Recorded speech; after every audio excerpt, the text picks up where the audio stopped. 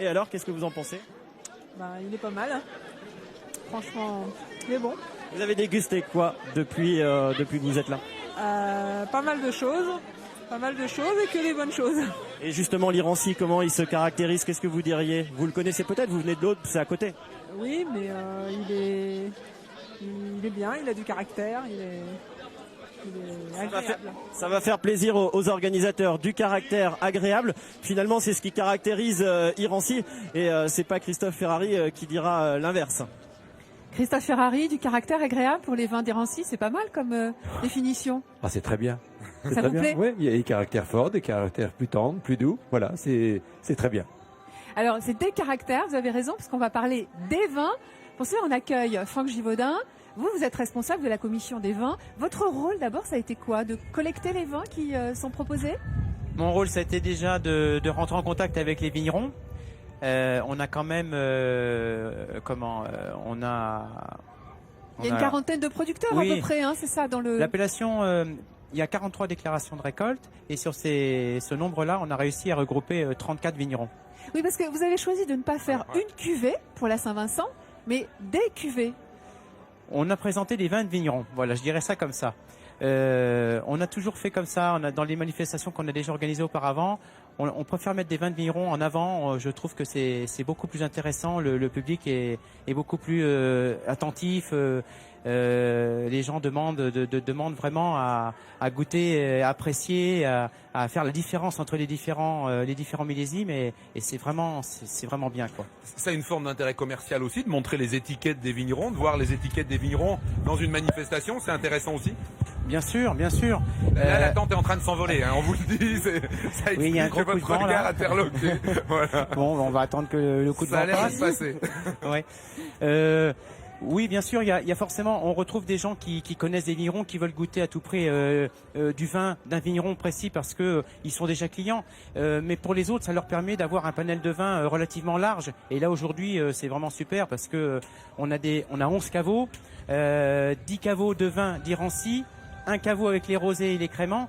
Et dans les 10 caveaux de vin, on a des millésimes différents. Et des millésimes. Il faut le dire, vous avez voilà, des vignerons, mais il y a aussi les millésimes. Tout à fait.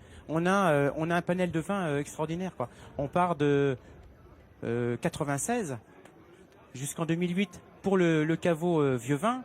Et puis après... C'était une volonté, ça aussi, faire un caveau vieux vin spécifique. Ouais, bien sûr, bien sûr.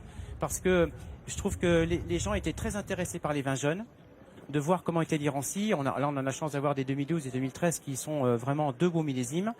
Et puis derrière, les gens, là j'y suis allé tout à l'heure, c'était la folie, quoi. Le caveau vieux millésime, les gens voulaient à tout prix, goûter des vins et les gens posaient des questions, étaient intéressés, pouvaient comparer et puis goûter quand même des belles années. On a récupéré quelques 2005.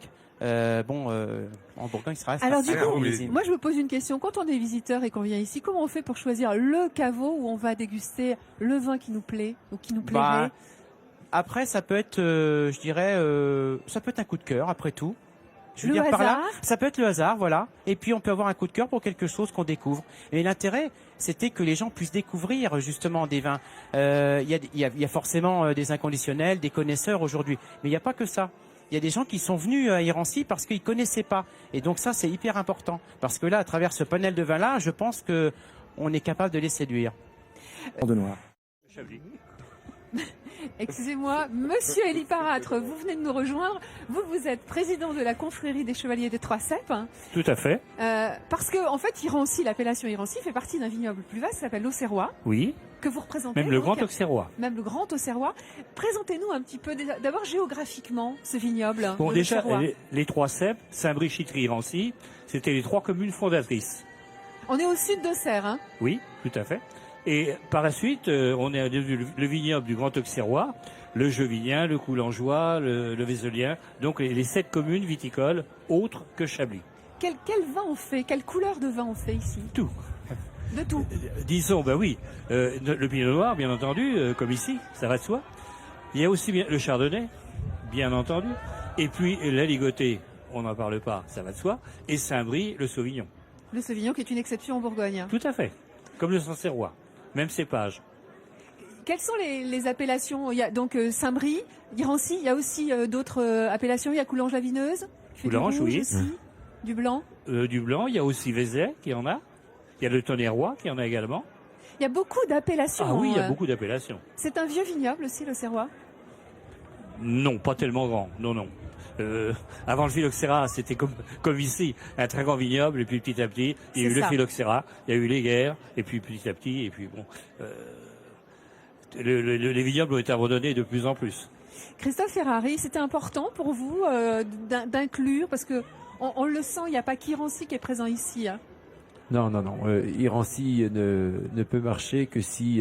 ça fait comme pour quand on est dans Irancy. Il faut être un groupe. Donc on est dans une grande région, une région plus grande.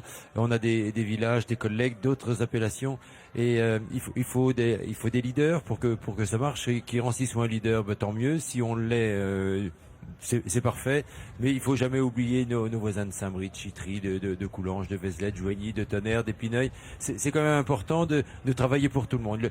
La viticulture, le métier de viticulteur ne peut être défendu que si on est solidaire. Toujours la solidarité, c'est le maître mot d'une Saint-Vincent, mais c'est le maître mot d'une profession comme la nôtre. C'est d'ailleurs pour ça que vous avez voulu organiser la Saint-Vincent, c'est pour qu'Irancy soit bien dans la Bourgogne viticole. Ouais, on l'était, on a voulu le montrer encore plus. Et vous êtes content d'être associé à cette fête? Ah, bien sûr, bien sûr. Ben, on était déjà à Chablis la dernière Grand Tour de Bourgogne, et puis donc avec mon prédécesseur Michel Slavy, on s'était rendu compte, ce que dit Christophe, il a raison, il fallait que le vignoble de notre Bourgogne du Nord soit plus connu, et donc on avait les Saint-Vincent. Et c'est de là qu'on a lancé la Saint-Vincent tournante du Grand Auxerrois, où on tourne dans les 7 communes. Donc tous les 8 ans, ça revenait. Et c'est revenu plusieurs fois à Irancy. La dernière fois, il y a 2007. Voilà. Alors, on le disait quand même, Irancy, c'est une appellation qui est connue des amateurs, mais pas forcément du grand public. Donc accueillir une Saint-Vincent ici, moi j'ai envie de dire que c'est presque un petit peu exotique. Lilian, si je vous dis exotique? Exotique, oui et non. Alors exotique, oui, parce qu'on l'a dit, la Saint-Vincent tournante, depuis qu'elle tourne, ça n'est que la 3e fois qu'elle vient dans Lyon, et elle tourne depuis plus de 50 ans maintenant. Tout à fait. Mais en fait, exotique, pas du tout, parce que depuis ce matin, on peut dire qu'on est dans une vraie Saint-Vincent. Pourquoi? Ici, Irancy, c'est un vrai village vigneron. Il y a un village extrêmement soudé qui s'est engagé dans cette aventure, et on le sait, c'est une aventure, une Saint-Vincent tournante, hein, vous ne me démentirez pas. On a un village qui a envie de se faire connaître auprès des amateurs. Et puis, on l'a compris à demi-mot, il y a un village qui a aussi envie de raconter son histoire au reste de la Bourgogne viticole. Il y a une histoire particulière ici, un vignoble qui a failli disparaître à un moment, qui s'est battu, qui a obtenu son appellation. Et cette histoire, les vignerons d'Irancy la racontent pendant cette Saint-Vincent. Et les vignerons de tout le reste de la Bourgogne, ce matin, quand ils étaient ici dans les vignes avec leurs saints, ils venaient découvrir ce village. Parce qu'il faut le dire, il y avait plein de vignerons de Beaune ou de Gevrey ce matin qui découvraient Irancy. Donc on est dans une vraie Saint-Vincent classique.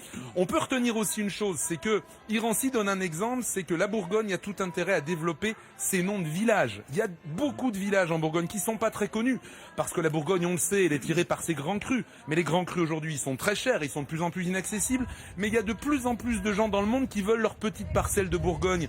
Et les villages comme Irancy et plein d'autres qui n'étaient pas forcément connus, c'est sûrement un gisement à développer pour les années à venir. Et puis, on peut aussi donner un coup de chapeau aux gens d'Irancy pour leur sagesse, parce que moi je trouve qu'ils ont envoyé un message à tous leurs voisins de l'Auxerrois en se proposant pour cette Saint-Vincent.